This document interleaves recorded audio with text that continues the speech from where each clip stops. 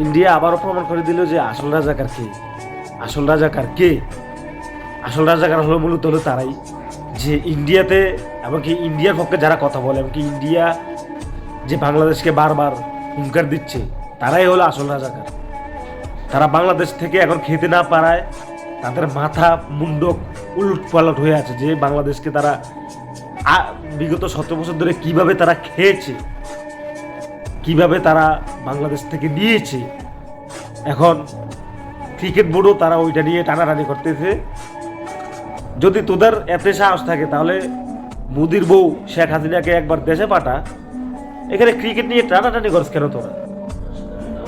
আর ইন্ডিয়ার যতগুলো হিন্দুত্ববাদী উগ্রবাদীদের বলছি, তোরা যদি তোদের সাহস থাকে তাহলে তোদের শেখ হাসিনা আম্মাকে একবার বাংলাদেশে পাঠায় দেখ, যে তোদের আম্মাকে তোদের ইন্ডিয়ার আম্মারা বাঁচাতে পারে কিনা।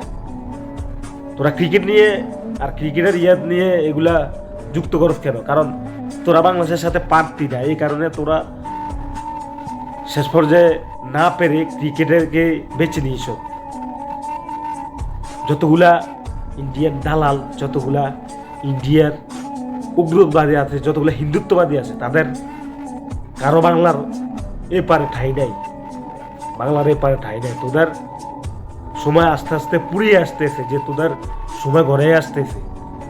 তোদেরকে কিভাবে ধ্বংস করতে হয় সেটা আমরা মুসলিমরা জানি, কারণ নবী রাসূলুল্লাহ বলে গেছে যে শত্রুকে কখনো, যারা ইসলাম বিরোধী কথা বলে, যারা ইসলামকে নিয়ে গালিগালাজ করে, তাদেরকে ছেড়ে দেওয়াতে নাই, তাদেরকে মেরে ফেলা। এটি আমাদের নবী রাসূলুল্লাহ শিখিয়ে গেছে প্রত্যেকটা মুসলিমকে।